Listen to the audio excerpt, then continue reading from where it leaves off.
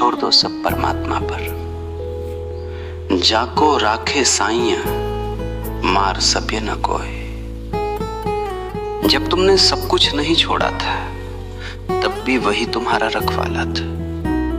अगर तुम आज सब कुछ छोड़ देते हो तब भी वही तुम्हारा रखवाला रहेगा। फर्क बस इतना पड़ेगा कि जब तुम समर्पित कर दोगे तो तुम्हारी सारी चिंताएं मिट जाएंगी।